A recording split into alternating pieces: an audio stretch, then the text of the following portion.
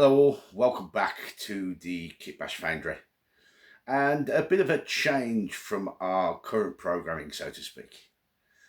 We're going to step away from our little adventures with the old world side of things, and we're going to dip our toes into another game that we are greatly enthused about here at the Kitbash Foundry. Now, I'm sure you've all seen from the title of the video and from the little screenshot that you know that this is all about Trench Crusade. And I'm sure a lot of you have, if not at least heard of the game, have also, like us, bought in quite hard into the whole aesthetic and looking at the different like warbands and different models that we can get our hands on.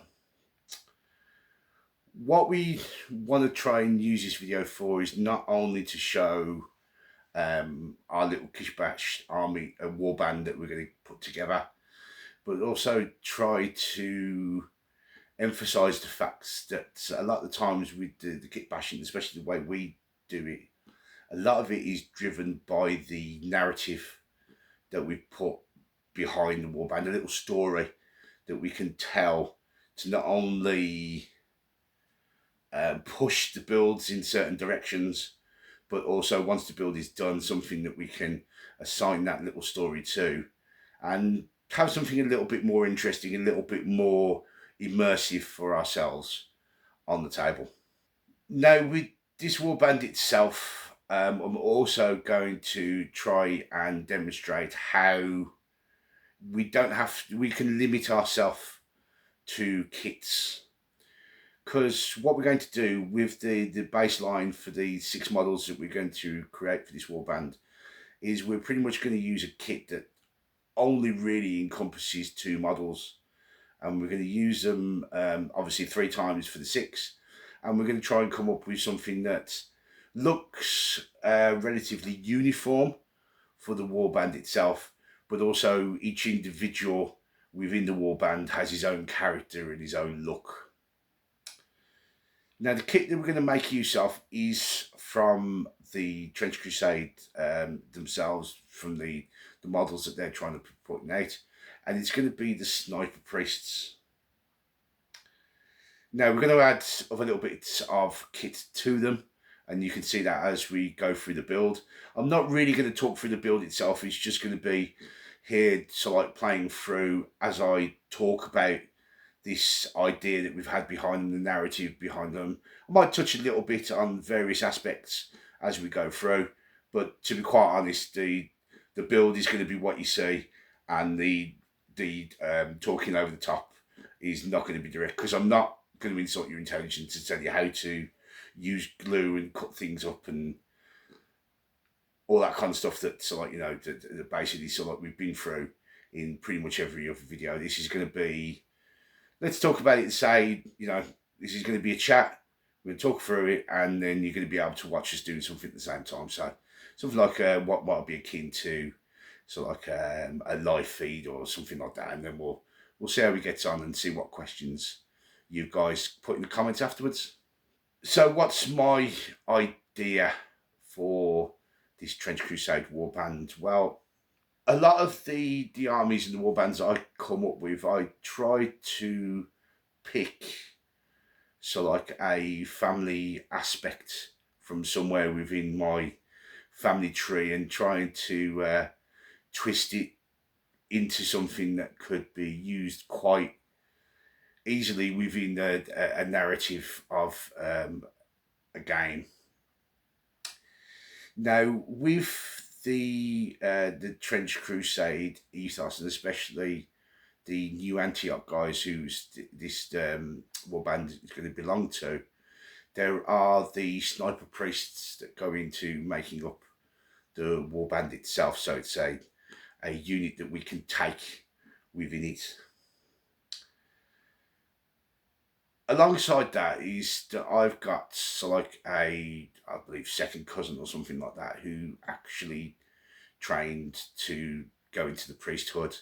So it's always so like, you know, being a an Irish family as well, it's always nice to have some kind of religious member to the family, and it's always talked about. And so it got me to thinking about um, where would these sniper priests be trained?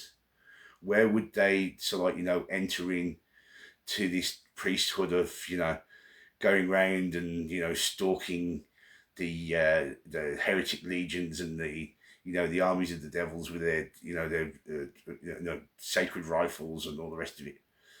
And it got me to thinking about, well, would there be somewhere along that where there would be or could be a war band that's pretty much made up by either the majority of them being priests, the sniper priests, but with priests in training like deacons and also maybe bishops and higher ranking members of the clergy that could come along within the warband itself. So each different member of the warband, although their actual unit title is something like the Trench Cleric, the Sniper Priest, obviously, and all the rest of it that appear in the warband listing, we're going to try and do with it more that it's there's a Monsignor who's a higher ranking priest. There's a couple of priests in there, a couple of fathers, and a couple of deacons as well for the lower ranking troops. So that was sort of like the idea behind so like what could be one of the aesthetics of the unit itself. Now, alongside that, as I just said, my family is inherently Celtic, so we've got a split of Irish and Welsh within my descendancy. So it was good that so like we can go back and trace into one of those roots as well.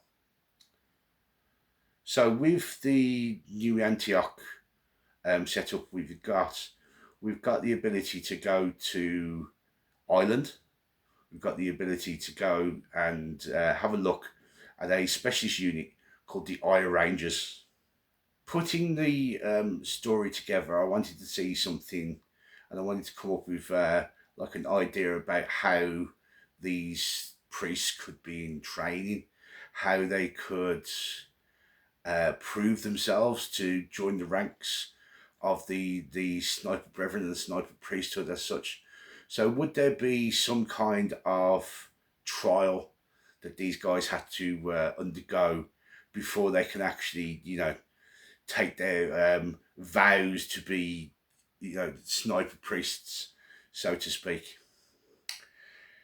Reading through the lore that has already been produced by the guys writing Trench Crusade, a lot of it is written about about Ireland and about the Ire Rangers and about the battles that went on there, and it's written in the law that there was a large invasion by the heretic navy that went to Ireland to try and take it over, and as such there was a number of different portals that were opened towards the the realms of hell to allow them to bring more troops in.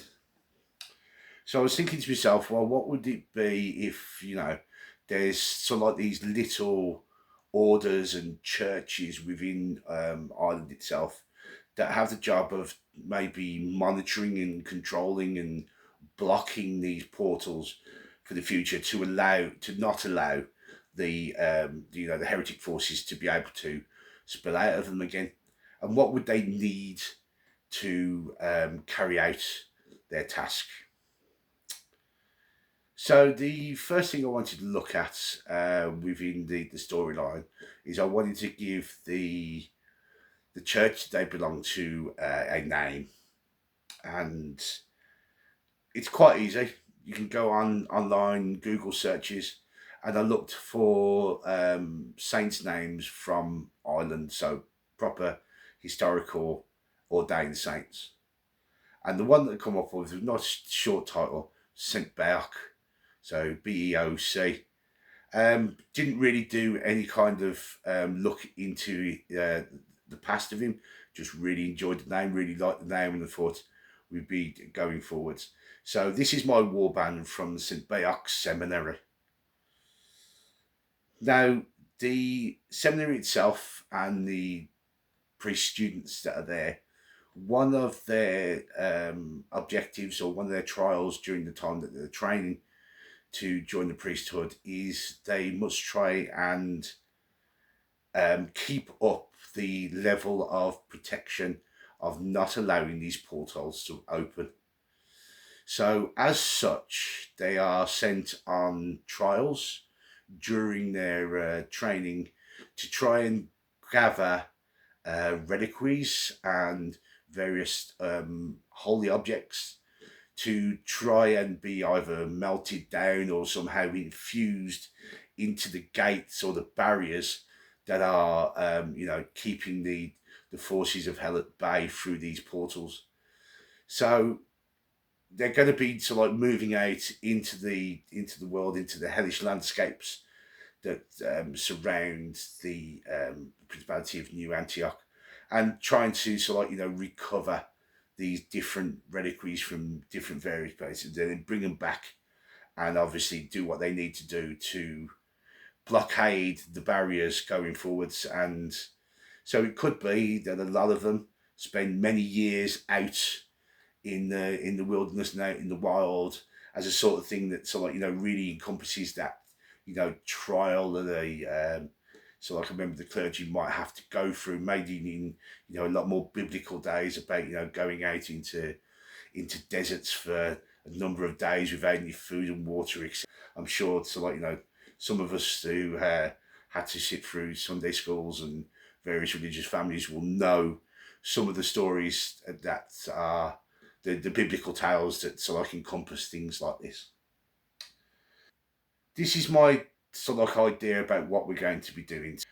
I wanted to take those sniper kits, and like I said, I'm going to use 3 of the kits in total. So the bodies are made up are pretty much exactly the same. All I've really done is alter the hands, alter the weapons, because they're going to be whatever I choose from the listing. So there's only going to be one who's got, or 2 that are going to have the proper weapons that the kit comes with. One being my trench cleric, who's going to have the Thompson looking submachine gun, and one of the official sniper priests who's still going to have the rifle. But the other guys are going to be armed a bit different. Some of them not actually show weapons, but to show religious artifacts, like a crucifix, like a chalice, or some other bits and pieces. So alongside the sniper kit, the sniper priest kit, the other things I'm going to use, and the other main things I'm going to use, is from Victrix. Now, Victrix do a kit of these religious type boxes, crosses, chalices, little trinkets that you can go in to make objective markers with.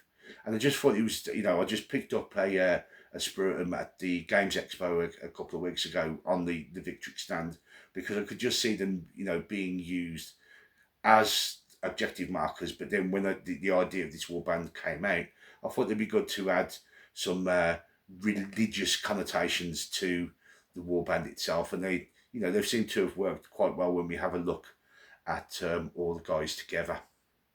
The only other main kit or main part that I'm going to make use of is the heads that are going to be, and they're going to be again from Anvil Industries, and they're going to be their zombie type heads from there, because I wanted the guys to have not so much fleshed out faces, to be quite gaunt and drawn, and showing that look of being out in the wilderness, suffering through all these horrors to try and do the job that they're trying to do, and maybe seeing things they shouldn't have seen, maybe combating things they shouldn't have seen. So for the first principle, this is the 3 main parts that the kit uses and the kit brings together to give us our Kitbash models, as you can see from the rotating photo.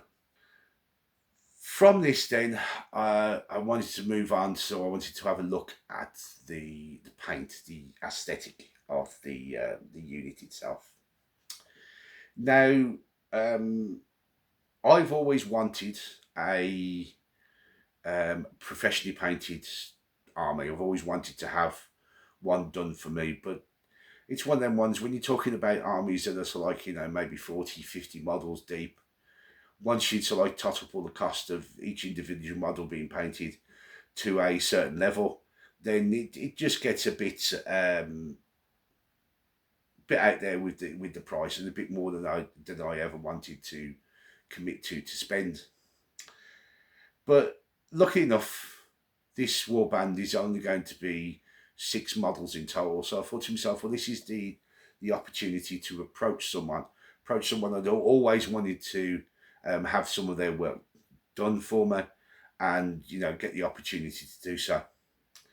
So I approached my friend Andy Singleton from Volley Fire Painting, and he was, you know, very infused to get a hold of these models and to have the sort of free reign that I was going to give him to, you know, create what he does. I mean, he does a lot of military painting, so he does a lot of like World War II, Napoleonics.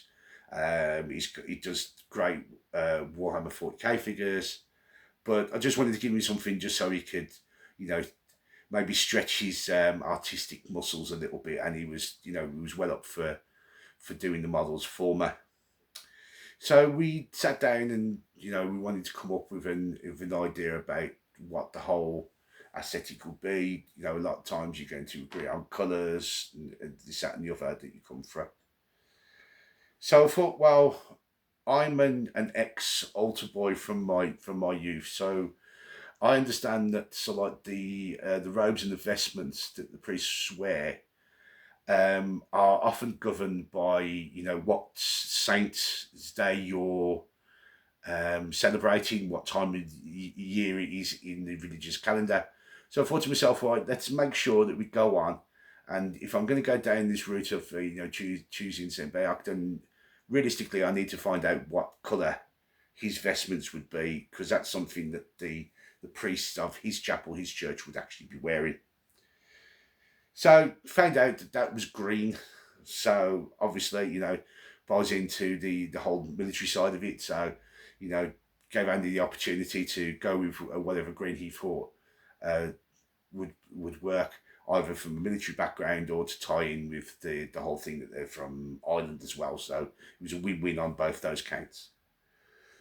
Now, what he didn't want to do, he didn't want to go so like all the robes were going to be green. So because he thought that, so like with some of the effects that he was going to put on, there was a better colour to work with. So the main part of the vestments are done in that, so like that drab. So you know, when we have a look at the picture for the models, you can see how much better it probably worked with all the effects he's put in. He did take quite a lot of influence from John Blanche and his colour palette. So he did, you know, and he did say that me giving him free reign, let him do his little maybe tribute piece to John as well. So it's nice to basically tie that in with someone we both respected as well. So with all that said and done, let's have a look what he come up with, shall we? I'm sure you'll agree with me that Andy's done an absolutely mega job on these, and I really cannot wait until the figures get put on the table. Now, when he did send them back to me, they didn't have some of the final effects that you can see on the models here. Basing wasn't done because I wanted to do all the basing at the same time to make sure it all matched, etc.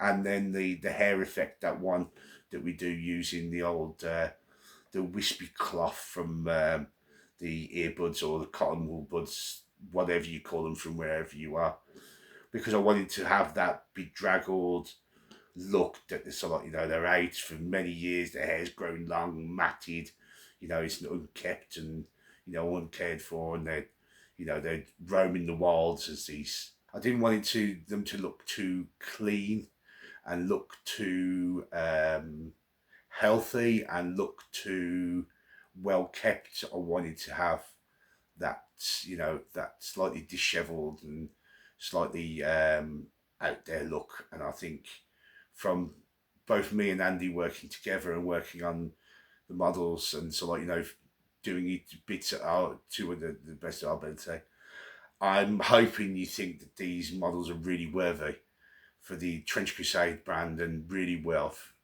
sticking on the table and having some good games with. So I hope you enjoyed this little look at the warband we are doing for another game. There will be on the channel a lot of times where we will be venturing into other games to have a look at different types of kit bashes and different types of different kind of processes, different kind of ideas that we can come up with. Hopefully it's something that you would like to leave us a like and subscribe with, and so like make sure you join up and don't miss anything that's coming out from the channel.